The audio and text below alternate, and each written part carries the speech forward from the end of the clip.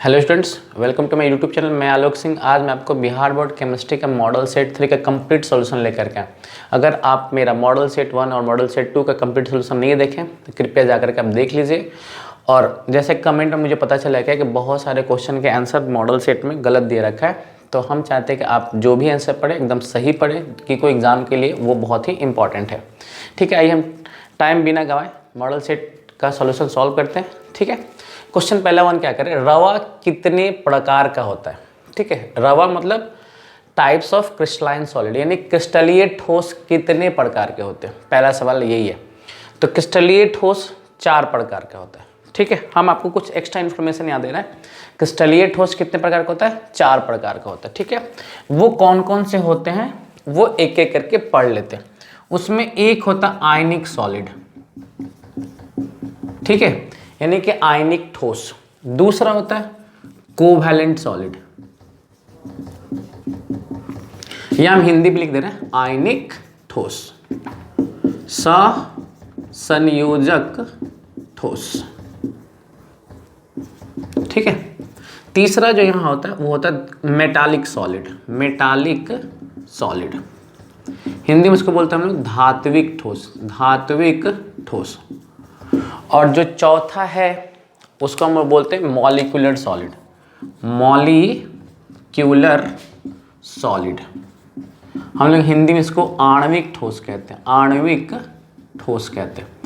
तो कृपया करके ध्यान देंगे कि रवा कितने प्रकार का, रवा मतलब क्रिस्टलाइन ठोस कितने प्रकार का होता है, तो 4 प्रकार का होता है। ठीक है, मैं आपको कुछ एडिशनल इन्फॉर्मेशन और दे रहा हूँ। क्या एग्जाम में अगर आपसे पूछेगा क्या कि क्रिस्टलीय जालक कितने प्रकार के होते हैं, यानी कि क्रिस्टल लैटिस कितने प्रकार का होता है, तो वो 14 प्रकार का होता है। इसका ध्यान रखेंगे। यहाँ आपसे पूछ रहा है कि रवा कितने प्रकार का होता है।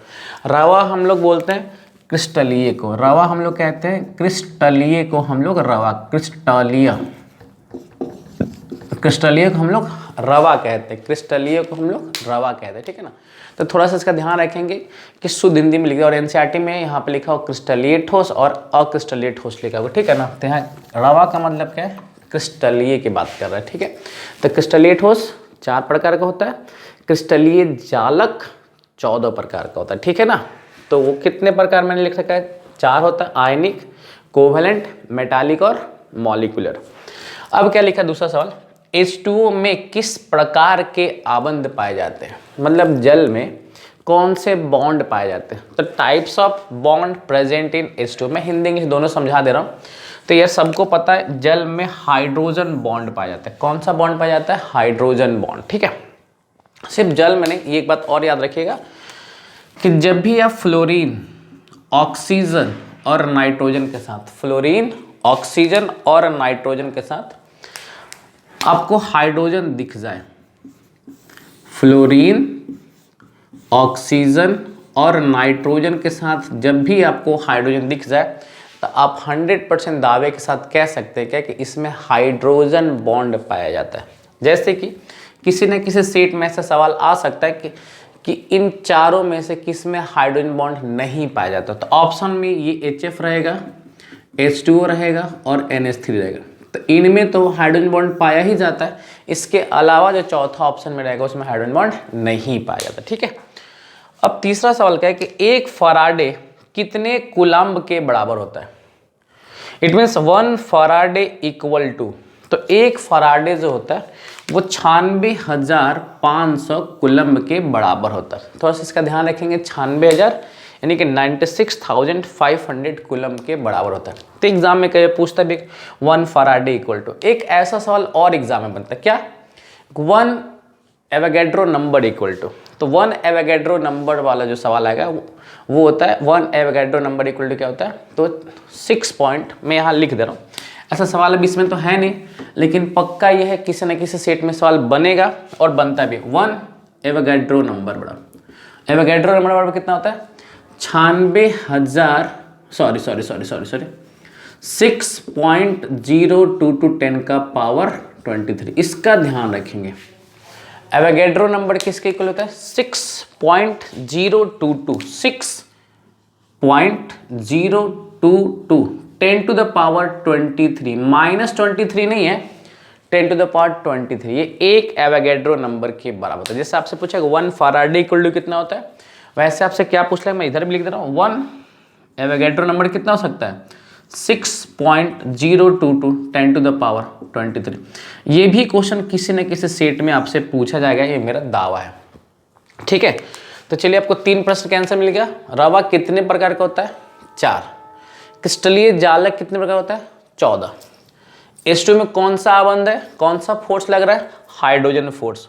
1 फराडे किसके इक्वल होता है, तो 96,500 कूलम के इक्वल होता है। ठीक है, तो आप इसका स्क्रीनशॉट लीजिए, फिर हम आगे को, अभी हम टोटल आपको 70 क्वेश्चन करवाएंगे। ठीक है, तो आप एक एक करके स्क्रीनशॉट लेते जाइए, हम आगे की बात बताते जाएंगे। ठीक, आइए आगे देखते हैं। चौथा प्रश्न क्या कह रहा है, प्रतिरोध के प्रतिलोम को क्या कहते हैं, reciprocal of resistance is called. देखिए मुझे ना यहाँ पे इंग्लिश बताने के एक मुख्य कारण क्या है, बिहार बोर्ड ना जो मॉडल सेट लॉन्च किया वो इंग्लिश मीडियम वाले बच्चों को आया ही नहीं है, या उनके पास पहुंचा ही नहीं, ये बोल सकते। तो मैं हिंदी के साथ साथ जानबूझ करके इंग्लिश बता रहा हूँ, ताकि इंग्लिश वाले अगर कोई विद्यार्थी इस वीडियो को देख रहे होंगे तो उनको भी समझने में कोई दिक्कत नहीं होगा। ठीक है, तो प्रतिरोध के प्रतिलोम को क्या कहते हैं, reciprocal of resistance is called, conductance कहते हैं, हिंदी में उसको चालकता। प्रतिरोध का उल्टा चालकता कहलाता है। प्रतिरोध का मतलब क्या होता है, जो विद्युत के प्रवाह को रोकता हो। ठीक है ना, तो चालकता मतलब जो विद्युत के प्रवाह को बढ़ाता हो। नेक्स्ट सवाल क्या है, प्रबल वैद्युत अपघट्ट में लेमडा एम, अब बहुतों को लेमडा एम ही नहीं पता होगा।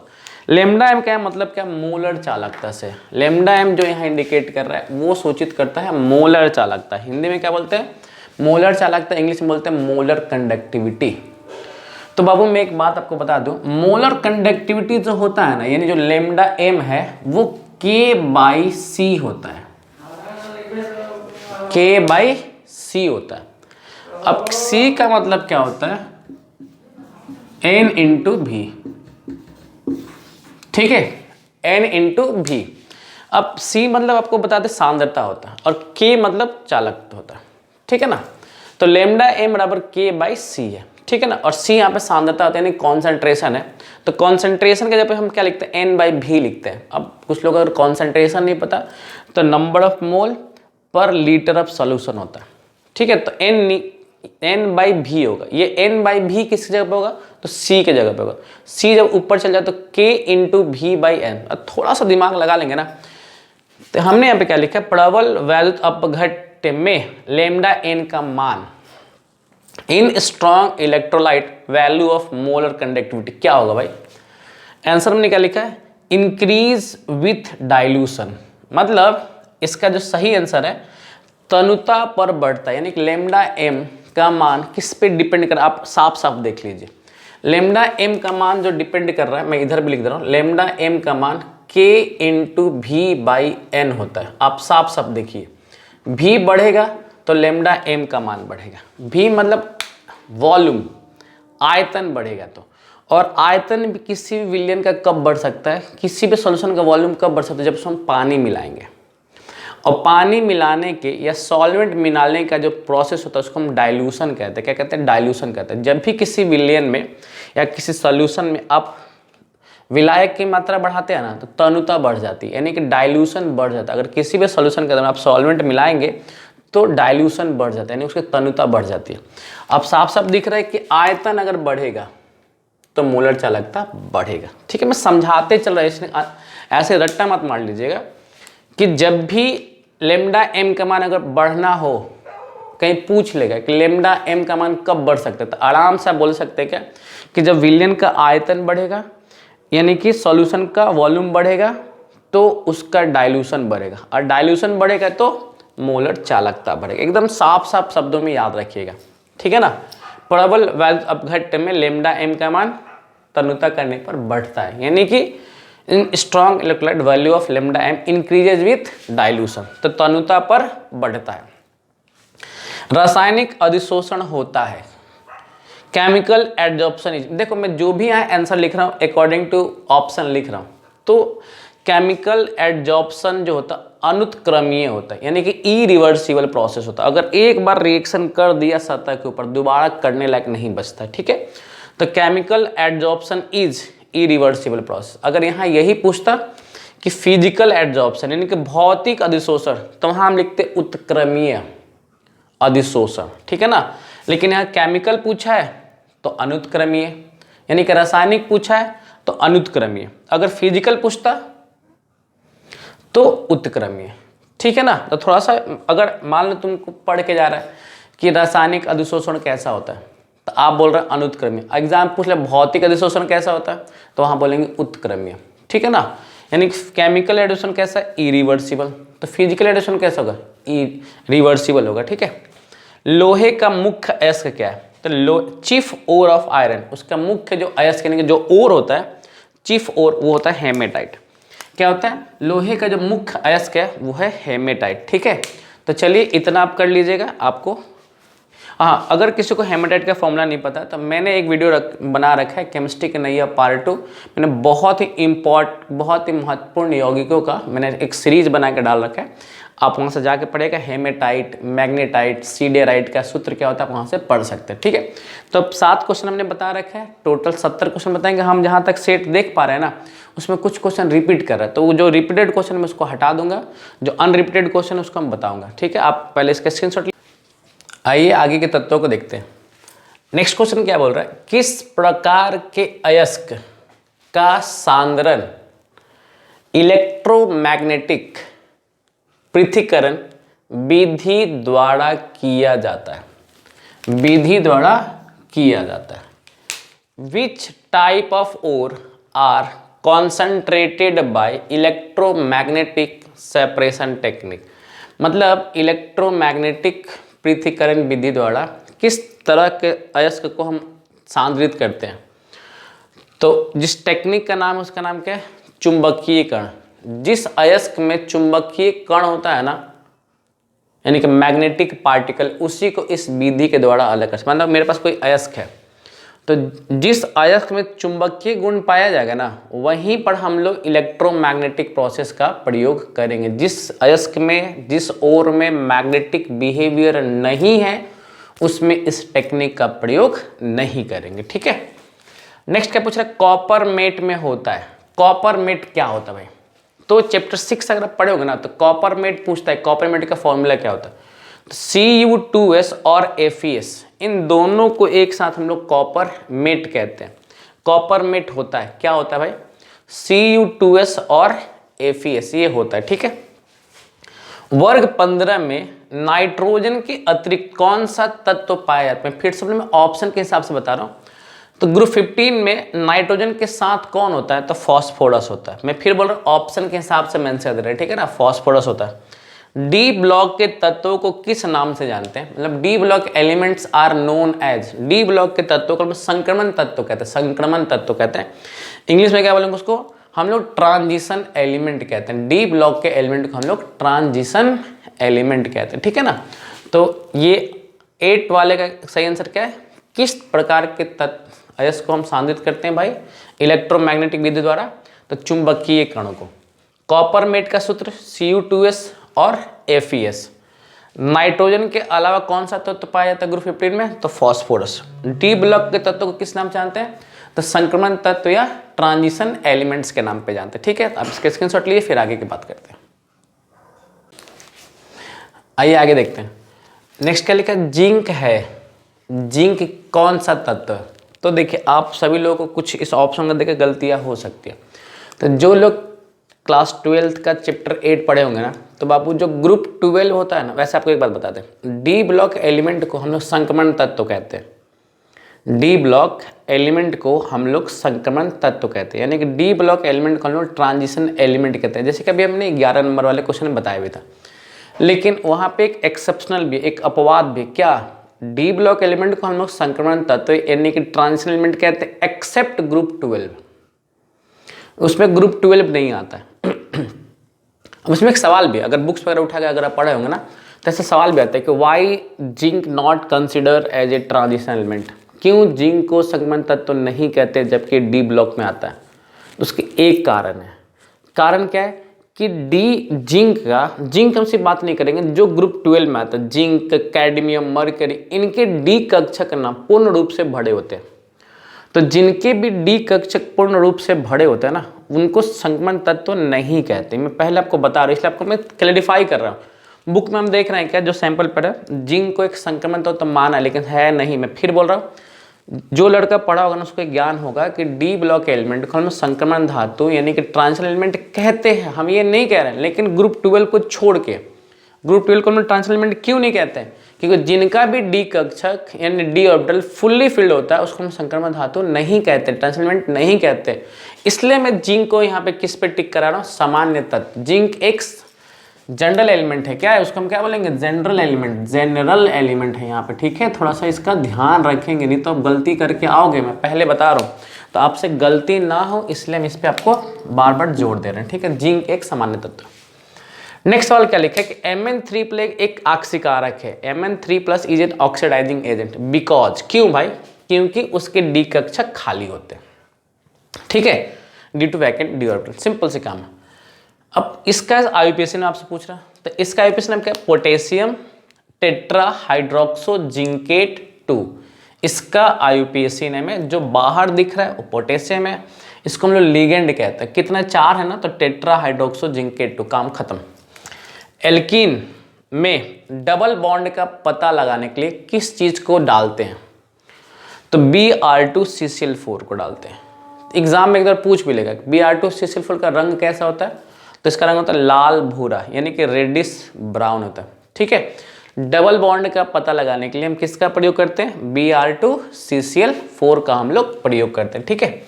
चलिए आप इनका स्क्रीनशॉट ले लीजिए, फिर हम आगे वाले प्रश्नों को आगे बताते चलेंगे। आइए आगे देखते हैं।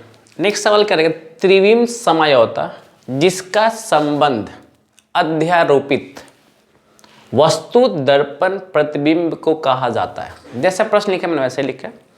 इंग्लिश में क्या बोलते हैं, इन stereo isomer super imposed mirrored image are called. अब जो लोग त्रिविम समझौता पढ़े होंगे हेलोएल्केन वाले चैप्टर में, जब कोई किसी भी यौगिक का प्रतिबिंब एक दूसरे पर अध्यारोपित हो जाता है उसको क्या कहते हैं, उसको हम लोग कहते हैं प्रतिबिंबिक रूपता या प्रतिबिंब कहते हैं। मैं दोबारा समझा दे रहा हूँ, जब किसी यौगिक का प्रतिबिंब एक दूसरे पर अध्यारोपित हो जाता है उसको हम लोग अंग्रेजी में सुपर इम्पोज्ड कहते हैं। जब किसी कंपाउंड का मिरर में सुपर इम्पोज हो जाता है उसको हम क्या कहते हैं, तो इंग्लिश में हम लोग उसको इनेंशियोमर कहते हैं और हिंदी में हम उसको प्रतिबिंबिक रूप कहते हैं, ठीक है। क्लोरोफॉर्म प्रकाश की उपस्थिति में क्या बनाता है, यानी क्लोरोफॉर्म लाइट के प्रेजेंस में क्या बनाता है, तो यार फॉस्जीन गैस बनाता है। मैंने यहाँ पर रिएक्शन में बता रहा है क्लोरोफॉर्म जब भी हवा वायु से अभिक्रिया नहीं करेगा प्रकाश की उपस्थिति में, प्रकाश को इंडिकेट करता है, तो क्या बनता है, फॉस्जीन गैस और प्लस एसिड बनता है। ये एक तरह का जहरीला गैस है, ठीक है। अल्कोहल और फिनॉल, अल्कोहल और फिनॉल बनाने में, अल्कोहल और फिनॉल बनाने में हाइड्रोजन को किसके द्वारा प्रतिस्थापित करते हैं। इंग्लिश वालों को लिए समझाते हैं, अल्कोहल या फिनॉल कब बनता है बताओ, जब हम लोग हाइड्रोजन को हटाकर OH को रखते हैं। बस वही चीज पूछ रहे हैं, अल्कोहल और फिनॉल बनाने के लिए हाइड्रोजन को किसके द्वारा प्रतिस्थापित, मतलब आसान भाषा में समझना, किसके द्वारा रिप्लेस किया जाता है। अंग्रेजी यहाँ लिखते हैं किसके द्वारा रिप्लेस किया जाता है, बस। तो सबको पता है किसके द्वारा होगा, बता, OH के द्वारा रिप्लेस किया जाएगा, ठीक है। ग्लिसरॉल है, सबको पता है ग्लिसरॉल एक ट्राईहाइड्रिक अल्कोहल है। तो ग्लिसरॉल कैसा अल्कोहल है, ट्राईहाइड्रिक अल्कोहल। सर कैसे आप कह सकते हैं, तो मैंने नीचे ग्लिसरॉल का फॉर्मूला लिख रहेगा CH2OH CHOH CH2। आप देखो गौर से, यहाँ पर 3 OH दिख रहा है। जब एक 3 OH रहता है उसको हम बोलते हैं ट्राईहाइड्रिक अल्कोहल कहते हैं, ठीक है ना। तो चलिए आपको इसमें कोई डाउट नहीं होगा, आगे बढ़ते हैं। इसका आप स्क्रीनशॉट ले लीजिए। आइए आगे देखते हैं। प्रश्न नंबर 20 क्या करें, क्वेश्चन नंबर 20, बेंजीन का साधारण हाइड्रोक्सी व्युत्पन्न, यानी कि बेंजीन पे जब OH जुट जाता है तो उसको क्या कहते हैं, तो भाई उसको हम लोग फिनॉल कहते हैं। क्या कहते हैं उसको, फिनॉल कहते हैं। अब ये कंपाउंड है जिसका हमसे आईयूपीएसी ने पूछ रहा है, तो यहाँ देखिएगा जहाँ OH लगा वहाँ से गिनते हैं, तो पहला कार्बन, दूसरा, तीसरा, चौथा, पांचवा और छठा, जिसका नाम क्या होगा, 2,6 डाइमिथाइल फिनॉल इसका सही आईयूपीएसी नाम होगा। 22 नंबर में क्या बोल रहा है, क्लोरोइथेन अमोनिया से अभिक्रिया करके बनाते हैं, यानी क्लोरोइथेन अमोनिया से रिएक्शन करके क्या बनाएगा। तो मैंने पूरा रिएक्शन ही करके बता रखा है। तो अब देखेंगे क्या कि यहाँ का यहाँ का Cl और यहाँ का H बाहर निकल रहा है और NH2 जाके जुड़ जाएगा, तो क्या मिलेगा? इथेनामाइन मिलेगा। क्या मिलेगा? इथेनामाइन हमारा सही आंसर होगा। 23 नंबर में क्या बोला कि एमाइड लिथियम एल्युमिनियम हाइड्राइड से अवकृत यानी रिडक्शन करके क्या बनाता है? तो हमने ऑलरेडी इसको हम अमाइड कहते हैं। आप लोग गौर से देखेंगे, जब CONH2 एक साथ रहता है ना तो हम इसको अमाइड कहते हैं। और लिथियम एल्युमिनियम हाइड्राइड जो है ये एक तरह का स्ट्रॉन्गेस्ट रिड्यूसिंग एजेंट है, प्रबल अवकारक है। तो ये क्या करता है? O हटाता है और वहाँ H2 जोड़ देता है। तो आप देखेंगे RCH2NH2 बन रहा है और बाहर निकल रहा है H2। तो पूछा ये है कि अमाइड के अपचयन पर क्या बनेगा? तो हम लोग क्या बोलेंगे? अल्काइल एमीन बनेगा। जो हम आंसर बोल रहे हैं हम ऑप्शन को देख करके बोल रहे हैं, अल्काइल एमीन हमारा सही आंसर होगा। और 24 नंबर सवाल क्या पूछ रहे हैं? HCOOH का IUPAC नाम क्या है? यानी हमसे वो HCOOH का IUPAC नाम पूछ रहा है। तो ये नाम, ये कौन सा क्वेश्चन है? क्वेश्चन नंबर 24 है। इसका जो नाम होता है मिथेनोइक एसिड होता है। इसका सही नाम क्या है? Methanoic acid. ठीक है, तो इसमें कोई दिक्कत नहीं होगा, आपको हम सब बताते चल रहे हैं। जब बेंजीन पे OH जोड़ देते हैं तो उसको फिनॉल कहते हैं। इसका IUPAC नाम क्या है? 2,6 डाइमिथाइल फिनॉल है। क्लोरोइथेन जब अमोनिया से रिएक्शन करता है तो इथेनामाइन बनाता है। अमाइड के रिडक्शन पर अल्काइल एमीन मिलता है। और HCOH को हम लोग क्या कहते हैं? मिथेनोइक एसिड कहते हैं। ठीक है, तो आप प्लीज इसका स्क्रीनशॉट ले लीजिए, आगे बात करते हैं। चलिए आगे देखते हैं। नेक्स्ट सवाल क्या कह रहा है? ऑक्जेलिक एसिड का IUPAC नाम क्या है? यानी कि ऑक्जेलिक अम्ल का IUPAC नाम क्या है? तो देखिए हम आपको ऑलरेडी बोर्ड पे ऑक्जेलिक अम्ल का फॉर्मूला लिख रहे हैं, COOH और COOH। ठीक है, तो यहाँ आप देख रहे होंगे 2 कार्बन है तो इथ, इसके बीच में सिंगल बॉन्ड है तो N, तो इथेन हो गया। 1,2 डाइओइक इसका IUPAC नाम है। ठीक है, तो इथेन डाइओइक एसिड इसका IUPAC नाम है। मिथाइल नाइट्राइल का फॉर्मूला CH3CN। हम एक्चुअली में ऑप्शन दे करके बता रहे हैं क्या? CH3CN इसका सही आंसर है। कार्बोक्सिलिक एसिड जल में घुल जाता है, मतलब कार्बोक्सिलिक अम्ल जल में क्यों घुलता है भाई? तो सबको पता है कार्बोक्सिलिक अम्ल में हाइड्रोजन बल पाया जाता है। कौन सा बल पाया जाता है? हाइड्रोजन बल पाया जाता है।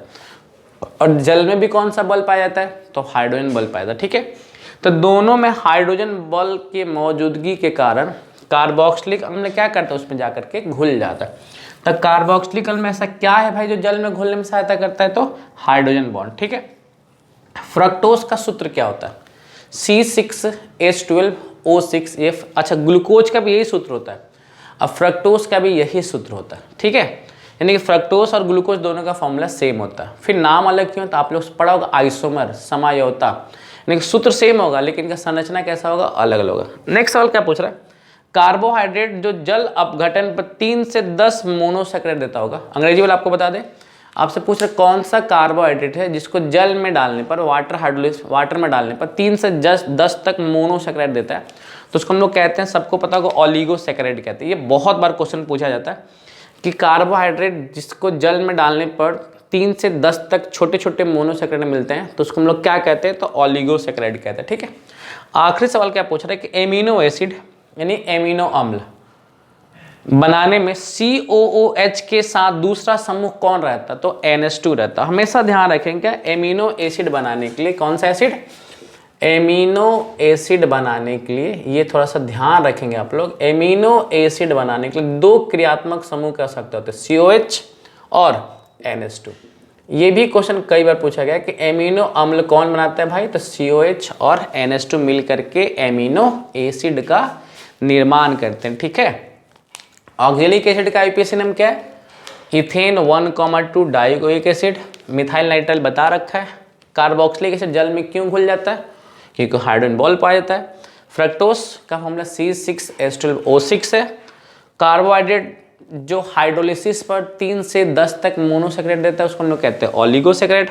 और एमिनो एसिड में COH के साथ दूसरा समूह कौन रहता है? तो उसका नाम है एमीन। क्या नाम है उसका? एमीन, यानी कि NH2 ग्रुप। ठीक है, आइए देखते हैं 31 नंबर प्लस क्या कह रहा है? अल्फा एमिनो एसिड के पॉलीमर को कहते हैं, मतलब अल्फा एमिनो एसिड के बहुलक को क्या कहते हैं?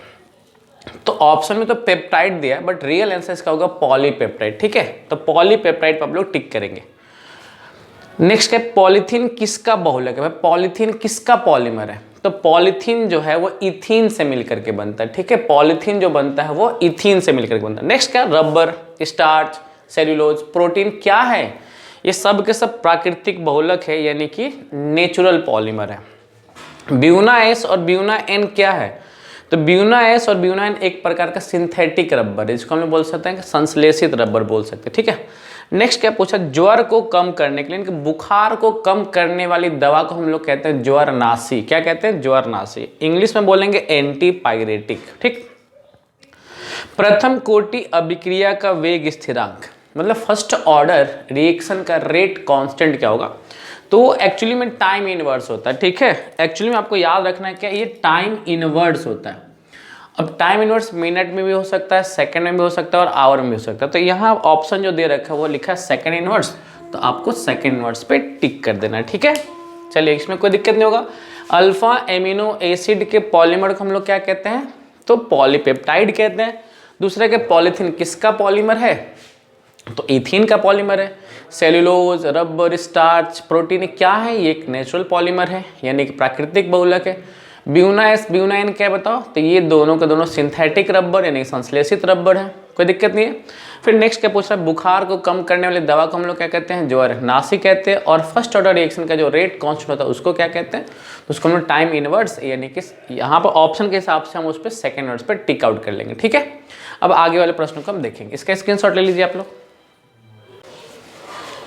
आइए आगे देखते हैं अगले सवाल के आर्हेनियस समीकरण। आर्हेनियस इक्वेशन को कैसे रिप्रेजेंट करते हैं? तो के ए ई का power minus E A by R T. मैं इसको इधर भी लिख दे रहा हूं, के बराबर ए ई का power minus E A by R T होता है। ये आर्हेनियस इक्वेशन का फॉर्मूला है, minus E A by R T.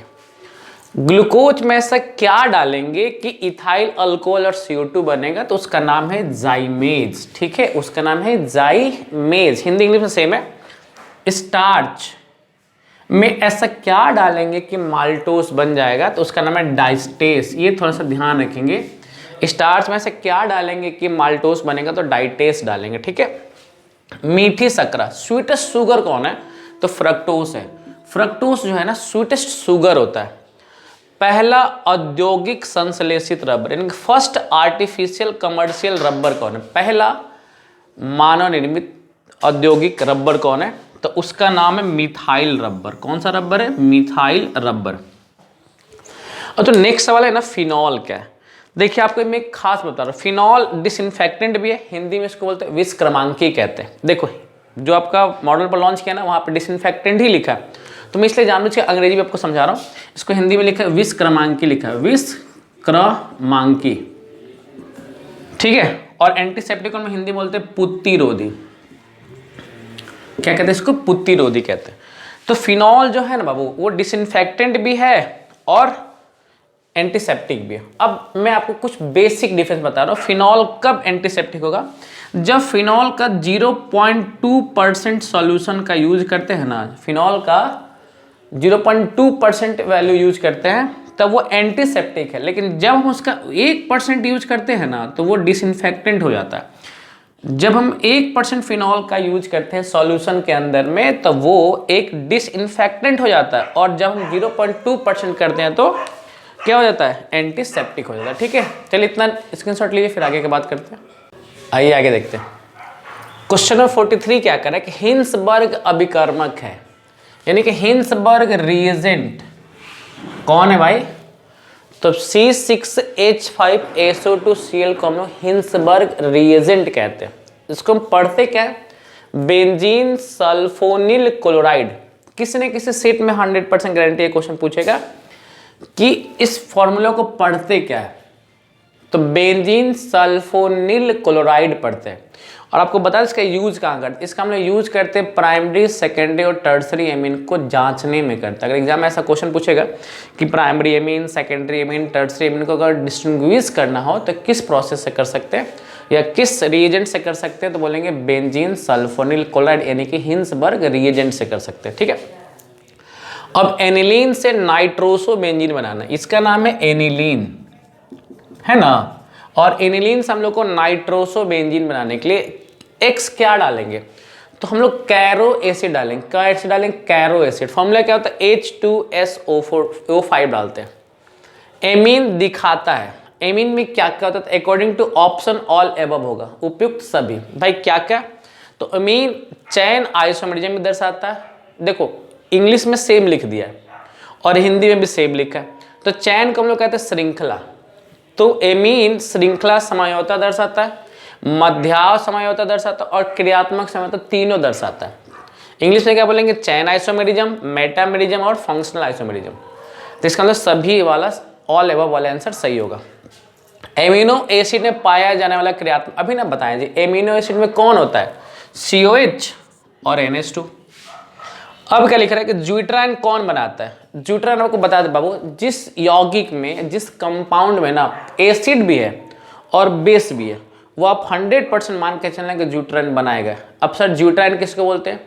तो यार एक ऐसा आयन जहां प्लस भी है और माइनस भी है, उसको हम लोग ज्यूट्राइन कहते हैं। ठीक है, अगर आपसे कोई पूछे कि ज्यूट्राइन का आवेश कैसा होता है, तो बोलना उदासीन होता है। ज्यूट्राइन पे चार्ज कैसा होता है? तो न्यूट्रल होता है। क्यों? एक प्लस होगा और एक माइनस होगा। ठीक है, तो एसिड क्या रिलीज करता है? H+, तो जैसे ही H+ रिलीज करेगा उस पर माइनस आ जाएगा, और जो बेस होगा ना लुईस बेस, वो H+ को ले लेगा तो उस पर प्लस चार्ज आ जाएगा।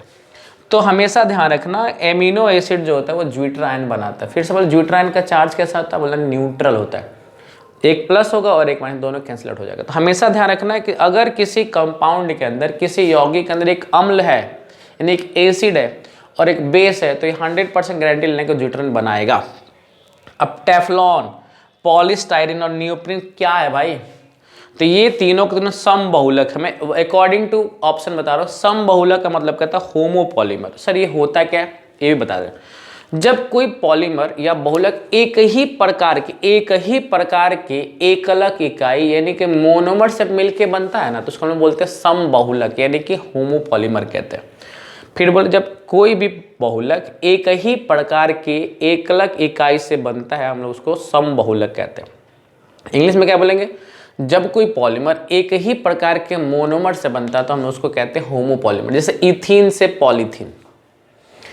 ठीक है, क्या लिखा है?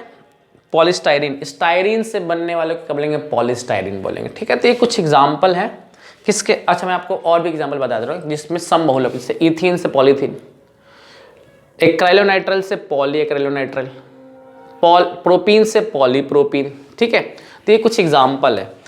आइसोप्रीन से, क्लोरोप्रीन से न्यूप्रीन, आइसोप्रीन से पॉली आइसोप्रीन, ये सब किसके एग्जाम्पल हो सकते हैं? बताओ, समबहुलक यानी कि होमोपॉलीमर के एग्जाम्पल हो सकते हैं। ठीक है, तो आप इनके स्क्रीनशॉट लीजिए और कुछ सवाल बच गए हैं उसको हम लोग जल्दी जल्दी पढ़ लेंगे, फटाफट करिए। चलिए आगे देखते हैं। क्लोरोमाइसिटीन का उपयोग कौन सी बीमारी में करते हैं?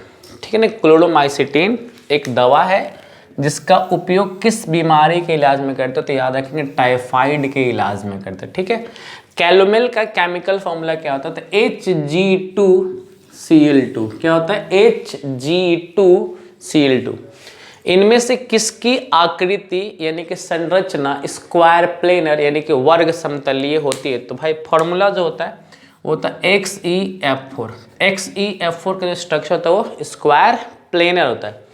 बना के हम यहाँ पे दिखा दे रहे हैं, 1 2 3, ये ऐसे समझना होता है। ठीक है, किस संक्रमण तत्व की परमाणु त्रिज्या सबसे छोटी है? तो हम यहाँ पे जो ऑप्शन दिया ना हम उस हिसाब से बात कर रहे हैं। तो उसमें कॉपर का त्रिज्या जो है यानी कि रेडियस, किसका एटॉमिक रेडियस सबसे छोटा? एटॉमिक रेडियस सबसे छोटा है। मतलब अब कौन सा भाई? ट्रांजिशन एलिमेंट, कौन से ट्रांजिशन एलिमेंट का एटॉमिक रेडियस सबसे छोटा है? तो ऑप्शन के हिसाब से कॉपर का।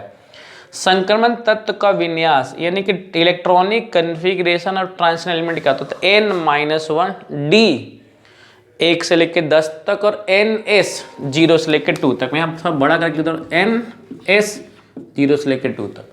तो NS 0 से लेकर 2 तक और N-1 D 1 से लेकर 10 तक। इनमें से कौन चमड़े पर काला धब्बा बनाता है, मतलब विच of the following form black spot on skin, तो उसका नाम है सोडियम नाइट्रेट। सोडियम नाइट्रेट अगर किसी के स्किन पर पड़ जाता है ना तो ब्लैक स्पॉट यानी कि काले धब्बे का काला धब्बा बन जाता है। ठीक है, तो चलिए 54 क्वेश्चन हो गया। अभी हम लोग पास और सेक्शन क्वेश्चन बचा, कुछ क्वेश्चन रिपीटेड है तो हम बताएंगे, देखो ये क्वेश्चन ऑलरेडी पढ़ लिए, ठीक है, लेकिन फिर भी पढ़ लेंगे। ठीक है, चलिए आगे बढ़ते हैं, इसका आप स्क्रीनशॉट लीजिए फटाफट। चलिए आगे देखते हैं। 55 में क्या पूछ रहा है कि NiCO4 का IUPAC नाम क्या होगा, तो टेट्रा कार्बोनिल निकेल 0।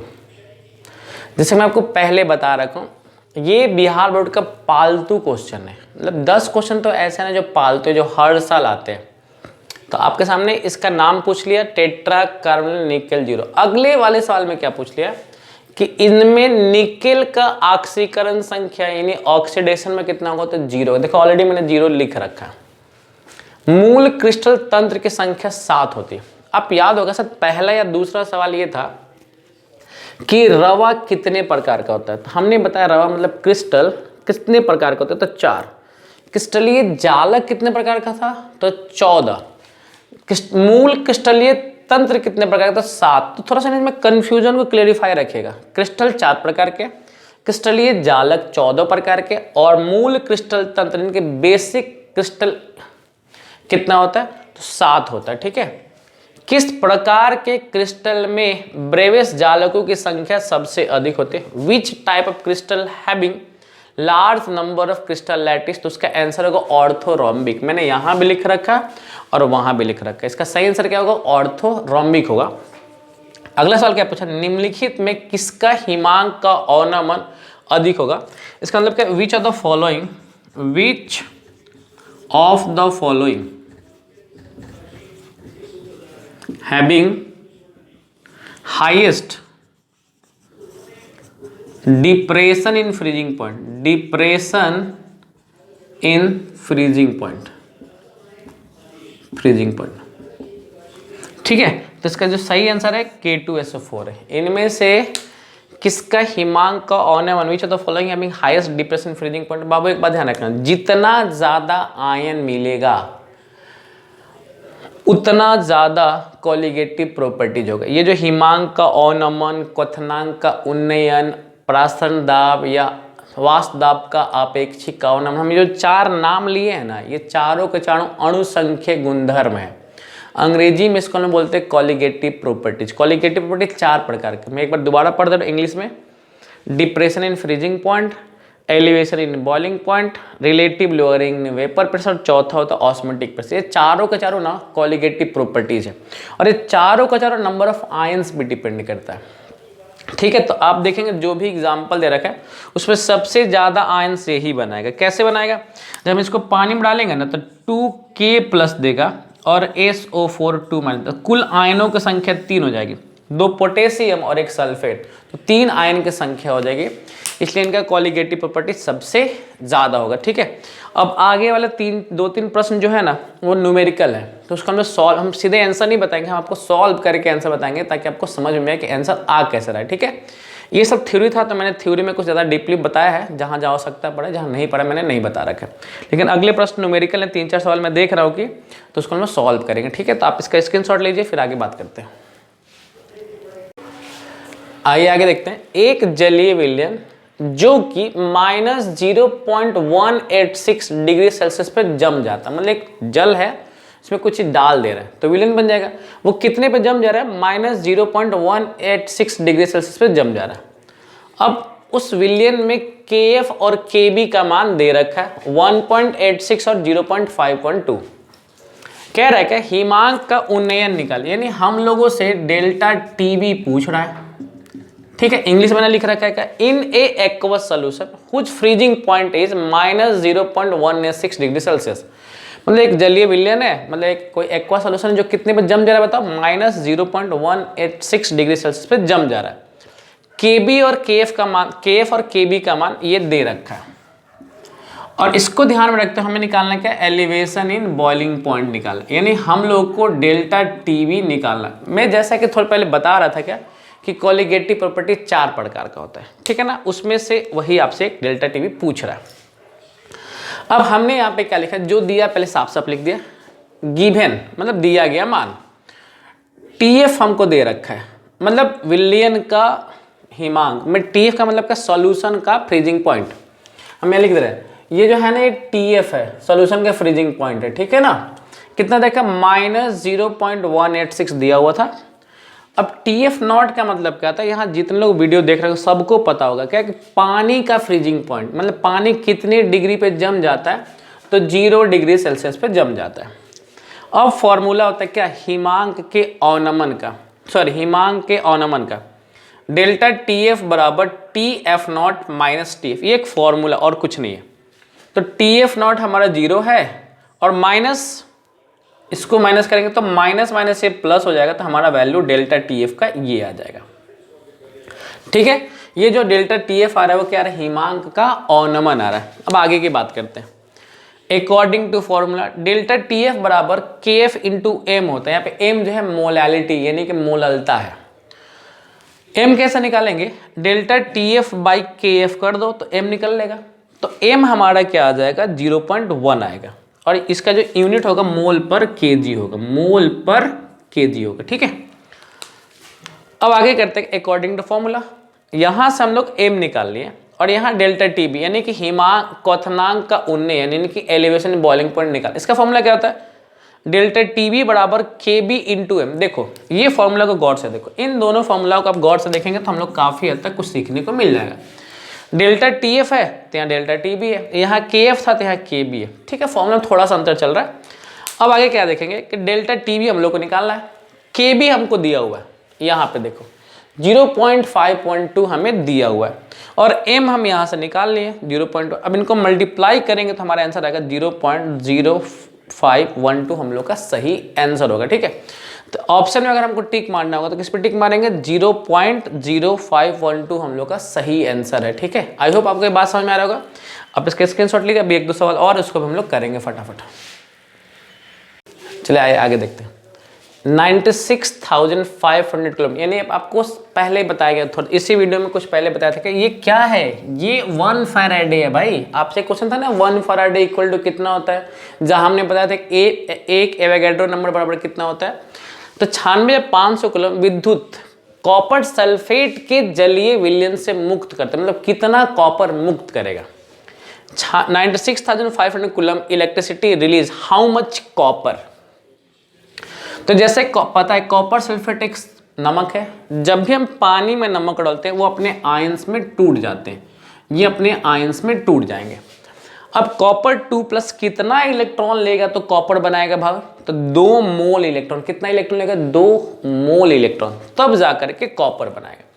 2 मोल इलेक्ट्रॉन का मतलब होता है 2 फराडे, 2 मोल इलेक्ट्रॉन का मतलब होता है तो 2 फराडे, यानी कॉपर 2+ 2 फराडे इलेक्ट्रॉन लेगा तो 63.5 ग्राम भार बना। ये पता है 63.5 ग्राम क्या है, ये कॉपर का एटॉमिक मास यानी कि परमाणु भार है, यानी कि इतना फराडे इलेक्ट्रॉन ये लेगा तब जाकर के इतना ग्राम का कॉपर बनाएगा। तो 1 फराडे में कितना बनाएगा भाई, तो 63.5/2। अब 1 फराडे का मतलब क्या, 96,500 कूलम, यानी इतना कूलम का विद्युत देंगे तो कितना कॉपर बनेगा।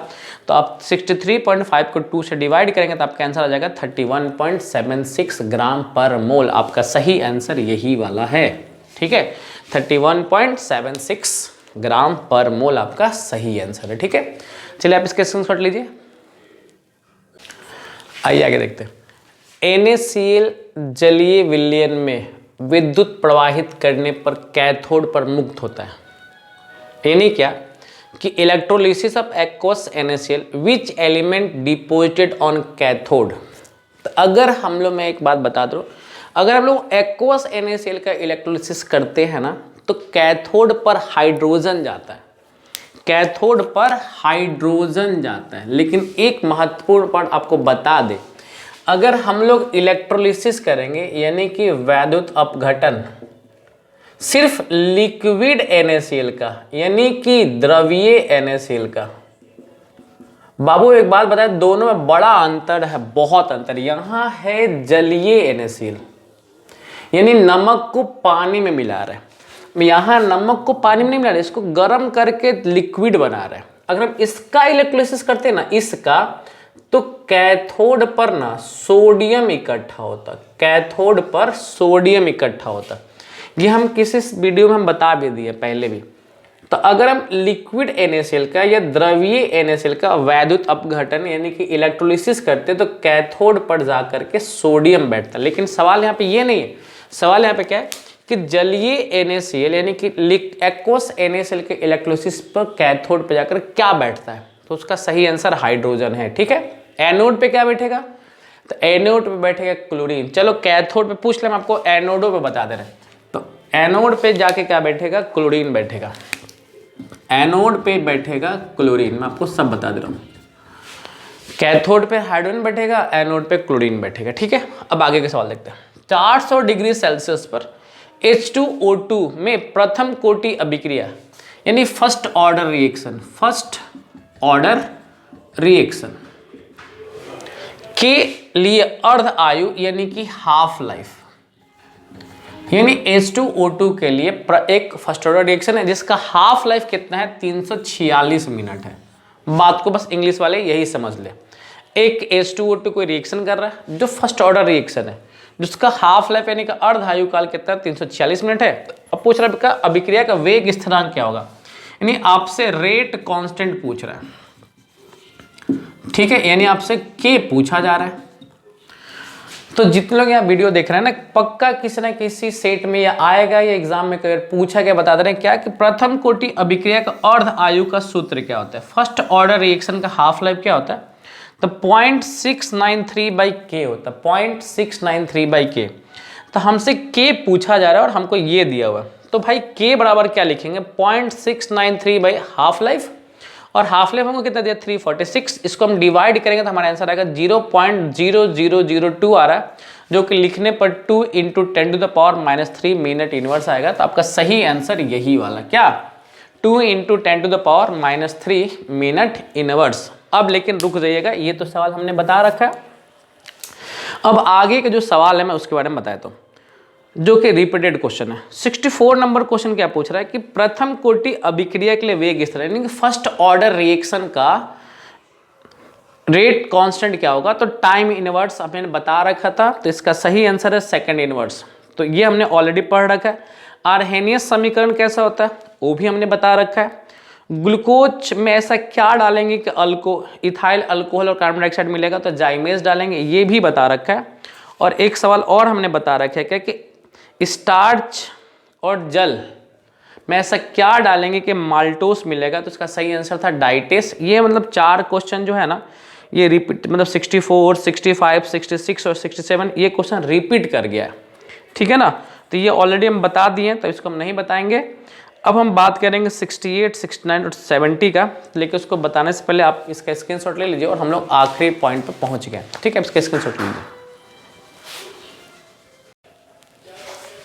देखिए आखिरी टॉपिक को देख लेते हैं। 68 में क्या पूछा, मिलियराइट किसका अयस्क है, तो millerite is an ore of nickel, ये कंफर्म कर लिया। वात्य भट्टी में आयरन ऑक्साइड कौन अवकृत करता है, यानी कि वात्य भट्टी को हम लोग इंग्लिश में बोलते हैं ब्लास्ट फर्नेस। तो in blast furnace iron oxide are reduced by, तो भाई CO होता है। अब आखिरी सवाल के संपर्क विधि से क्या बनाते हैं, तो कॉन्टेक्ट प्रोसेस मैन्युफैक्चर क्या, तो हम अकॉर्डिंग टू ऑप्शन बोलेंगे तो हम लोग ओलियम बनाते हैं। इसका फॉर्मूला क्या होता है, H2S2O7 होता है। इसको हम लोग केमिकल नेम में पायरोसल्फ्यूरिक एसिड बोलते हैं। कुछ स्टूडेंट्स मेरे इस आंसर को कॉन्ट्राडिक्ट करेंगे, नहीं सर हम तो पढ़ें क्या कि कॉन्टैक्ट प्रोसेस से सल्फ्यूरिक एसिड बनाते हैं। तो बाबू हमारे ऑप्शन में सल्फ्यूरिक एसिड है बट गलत लिखा है, 20% सल्फ्यूरिक एसिड लिखा है, जो कि गलत है। अब जो लड़का लड़की संपर्क विधि पूरा पढ़ लिया होगा ना, उसको याद होगा कि संपर्क विधि 3 चरण में संपन्न होता है। पहले स्टेप में क्या पढ़ा होगा कि सल्फर का अयस्क या सल्फर ऑक्सीकृत होकर SO2 बनाता है। स्टेप 2 में क्या होता है कि SO2 पुनः ऑक्सीकृत होकर के SO3 बनाता है, और फिर SO3 को जैसे तनु H2SO4 में डालते हैं, तनु H2SO4 में, किसमें, SO3 को H2SO4 में डालते हैं, तो हम लोग को मिलता है ओलियम। अब जब इस ओलियम को जब हम इस ओलियम को जल में डालते हैं ना, ओलियम को जल में डालते हैं तो हमें सल्फ्यूरिक एसिड मिलता है, जिसकी सांद्रता कितनी होती है 96 से 98%, जो कि ऑप्शन में नहीं है। अगर 96 to 98% होता ना उस पर टिक कर देते। तो एकदम बारीक से आपको आंसर समझना है कि इसमें सर क्या चल रहा है, नहीं तो जल्दीबाजी करके गलत, क्योंकि तुम लोग बहुत लड़का रट्टा मार के बैठा हो। संपर्क विधि में क्या बनता है सल्फ्यूरिक, गलत करके आ जाएगा, ठीक है ना। तो आंसर को ध्यानपूर्वक पढ़िएगा, ठीक है। आई होप जितना भी 70 क्वेश्चन था, मतलब जो भी क्वेश्चन वो पढ़े हैं वो आपको सब मैं बहुत अच्छे से समझा दिया हूँ, और उम्मीद करूँगा उसमें आपको कोई डाउट नहीं होगा, ठीक है। अगर आप सेट 1 सेट 2 नहीं देखो, प्लीज़ आप जाके देखिए सेट 1 सेट 2 का सोल्यूशन मैंने करा रखा है, और अभी मैंने आपको सेट 3 का सोल्यूशन कराया। अगर इसमें कहीं अगर न्यूमेरिकल में डाउट लिया, किसी टॉपिक को सोचा सर आप मुझे थोड़ा विस्तार से पढ़ा दीजिए, तो कमेंट करिएगा, जैसे कि संपर्क विधि वाला केस, ठीक है। अगर किसी को कहीं डाउट लग रहा होगा हमें कमेंट में बताइएगा कि सर आप मुझे इस टॉपिक पे वीडियो बना के डालिए, तो हम कोशिश करेंगे कि आपको वीडियो मौजूद हो, ठीक है। ठीक है, बेस्ट ऑफ लक, एग्ज़ाम का टाइम है, ठीक है। ध्यान से पढ़िए, अगर कहीं भी समस्या होगा प्लीज़ हमें कमेंट करके बताइए, हम आपको वीडियो बनाने के लिए तैयार रहेंगे, ठीक है। वापस बोल रहे हैं बेस्ट ऑफ लक। वीडियो अच्छा लगा होगा तो दोस्तों को रिकमेंड करने देखने के लिए, और आपको अच्छा लगा तो प्लीज़ वीडियो शेयर करिए, लाइक करिए एंड सब्सक्राइब करिए। बाय बाय, मिलते हैं नेक्स्ट वीडियो में।